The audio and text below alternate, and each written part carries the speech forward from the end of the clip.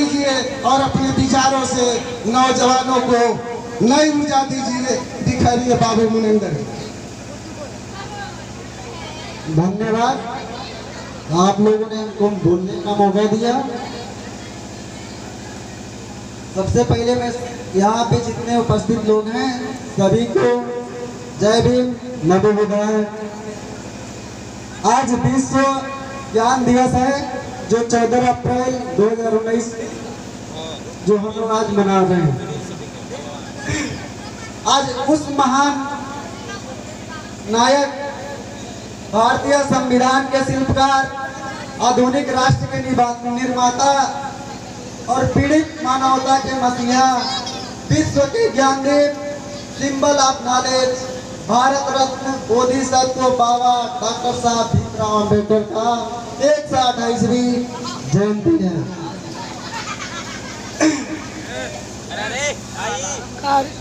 इस पे मैं एक उनके लिए शेर बोलना चाहूंगा कि धरती का रंग हरा और आसमान का रंग नीला ना होता, धरती का रंग हरा और आसमान का रंग नीला ना होता, अरे भारत तो कब का कंगाल हो गया होता दोस्तों, अगर हमारे बाबा जैसा हीरा नीला ना होता।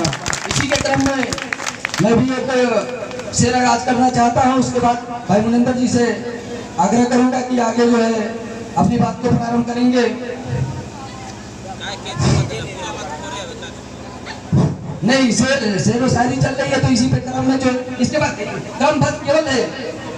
हेलो, सूरज को कभी हथेली से ढांप नहीं सकते, सूरज को कभी हथेली से ढांप नहीं सकते, समंदर की लहरों को कभी आंक नहीं सकते। ऐ आसमां तेरी ऊंचाई पता है हमें, ऐ आसमां तेरी ऊंचाई पता है हमें, लेकिन मेरे भीम की ऊंचाई को कभी माप नहीं सकते। भाई मुनिंदर जी धन्यवाद।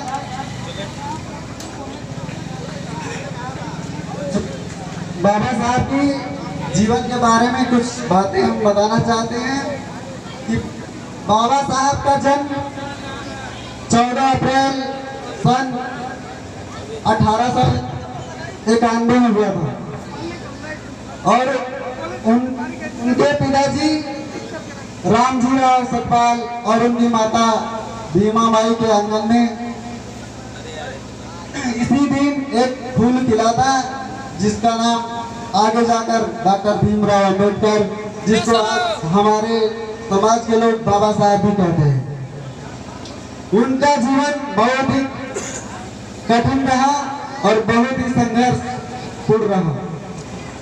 उन्होंने काफी कठिनाइयों का सामना किया और बड़े हुए तो उनको स्कूल में भी जाने की इच्छा जागी, लेकिन हमारे समाज की कुछ ऐसी कुप्रथाएं थी, कुछ ऐसे रीति रिवाज थे जिसमें शूद्रों या अछूतों को स्कूल में पढ़ने नहीं दिया जाता। फिर भी कैसे उनका एडमिशन हुआ। एडमिशन इसलिए हुआ कि उस समय अंग्रेजों का शासन चलता था और अंग्रेज द्वारा जो अंग्रेजों के सैनिक हुआ करते थे वो अंग्रेज सैनिकों के लिए एक स्कूल बनाए थे जिसमें क्या के सैनिकों के बच्चे पढ़ते थे और उनके पिताजी वो सैनिकों में सूबेदार थे अंग्रेजों के शासन काल में, तो इसलिए उनको एडमिशन मिल गया, लेकिन स्कूल के अंदर नहीं जाने दिया गया, वो स्कूल के बाहर ही पढ़े। जरा सोचिए, आज के बच्चे स्टूल मेज और कुर्सियों पर बैठ के पढ़ते हैं, फिर भी उतना आगे नहीं जा पाते, लेकिन वो बाहर पढ़ते हुए भी कैसे भारत का संविधान लिख दिया।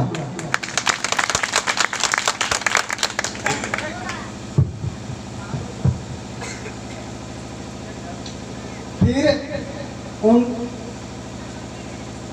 आगे बढ़कर उन्होंने हाई स्कूल, इंटर और स्नातक की डिग्री मुंबई हाई स्कूल से प्राप्त की।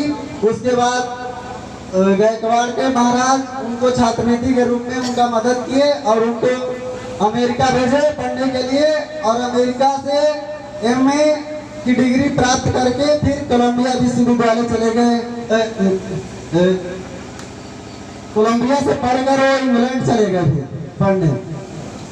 फिर सोचिए इतने महान, इतने शिक्षित, इतने पढ़े लिखे आदमियों की आज कुछ तुच्छ मानसिकता के लोग उनका आदर सम्मान आज भी नहीं करते, तो सोचिए हम लोग उनके आगे कुछ भी नहीं है। इसको देखते हुए हम लोगों को पहले से ही सुधर जाना चाहिए और बाबा साहब के विचारों पर अभी से चलना चाहिए।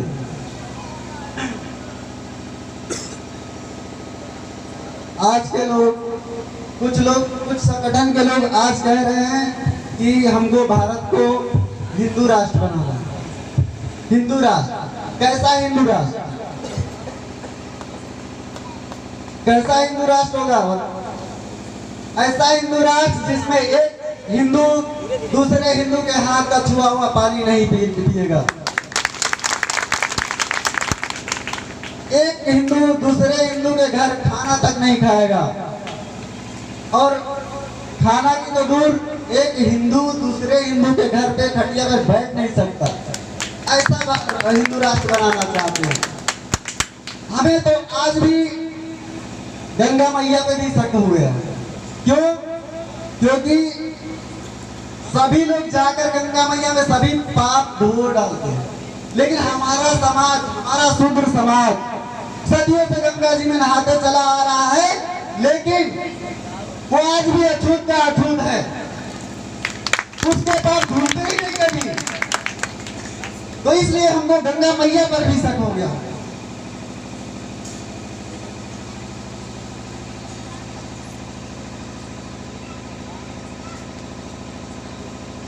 सोचिए हमारे देश में योग्यता कोई मायने नहीं रखती, यहाँ सबसे ज्यादा जातियां मायने रखती है। नहीं तो बाबा साहब इतना पढ़ा लिखा व्यक्ति भारत क्या पूरा विश्व में आज कहीं भी नहीं है, और शायद भविष्य में होगा कि नहीं ये तो पता नहीं है, लेकिन पूरा भारत को छोड़ा के विश्व में भी अभी आज तक उनके जैसा पढ़ा लिखा व्यक्ति नहीं है। फिर भी उतने पढ़े हुए व्यक्ति, उतने पढ़े लिखे व्यक्ति को इतनी इज्जत लोग सब तुच्छ निगाहों से लोग देखते हैं। उनकी आज मूर्तियां तोड़ रहे हैं, कहीं उनके समाज के लोगों को मारते हैं, कहीं उत्पीड़न करते हैं, कहीं कुछ भी करते हैं। तो सोचिए उतना पढ़ा लिखा व्यक्ति का कोई इज्जत नहीं है ऐसे समाज में, तो उस समाज को हमको लात मार देना चाहिए।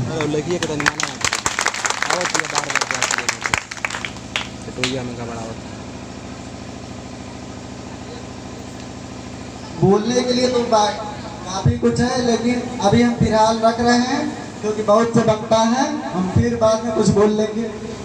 बहुत बहुत धन्यवाद मुनंदर जी, आप पर गर्व है कि आपने अपनी उन बाबा साहब के विचारों को हम नौजवानों के बीच में रखा। आज बाबा साहब की 128वीं जयंती पर हमारी पूरी शुभकामना